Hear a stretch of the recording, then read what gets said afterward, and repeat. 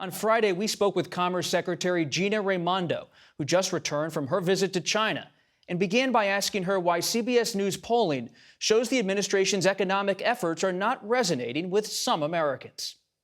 I think the reality is that inflation still exists, and it is, something that people see on a daily basis when they go to the grocery store or pay their rent or pay their mortgage. And we have to know that. That's still a challenge for folks.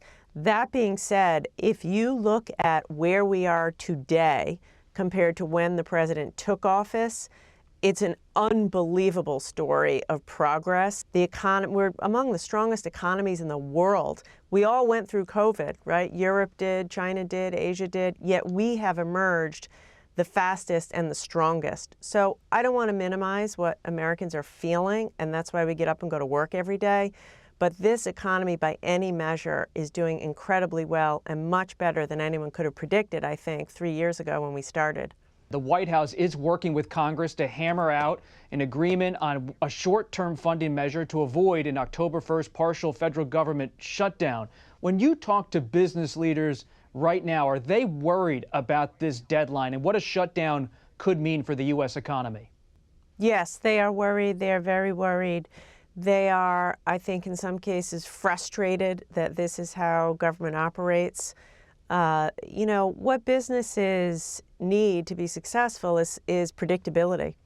Predictability, some semblance of, regular order.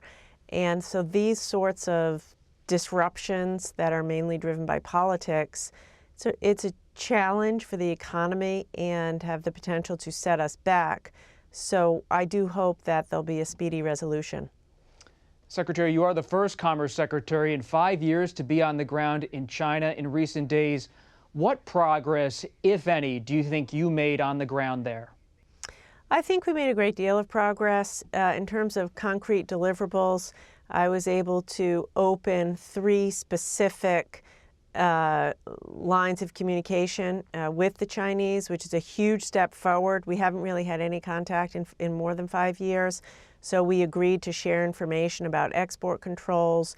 We agreed to open a dialogue on commercial issues, which is so important because China has not treated U.S. business fairly, and so we got to put those issues on the table.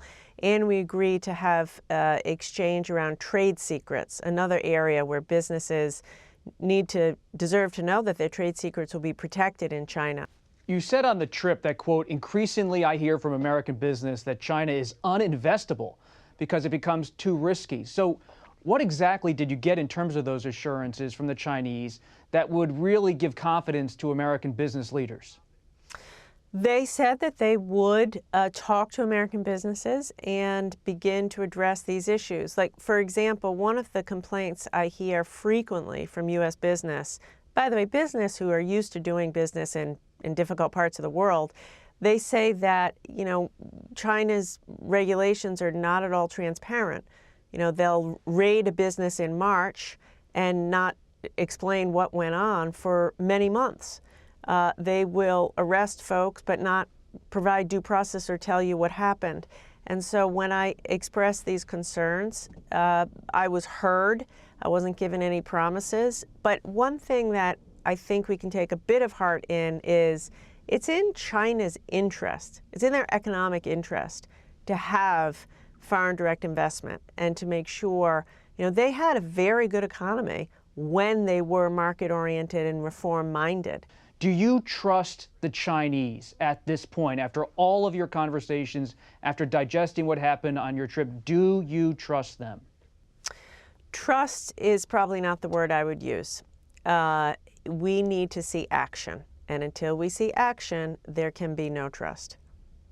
And they hacked into your own email account, so that might have hurt the ability to have a trustworthy relationship. Exactly. And I said that. Hacking my account erodes trust. Undermining American workers by over-subsidizing certain industries erodes trust. Treating American businesses unfairly on the ground erodes trust. When you were over there, did you get insights, if any, about whether the Chinese economy is slowing down, and how concerning would that be for the United States? I think there's no question that it is slowing down, and certainly they're having real significant challenges in the real estate sector, which they readily acknowledged when I was there.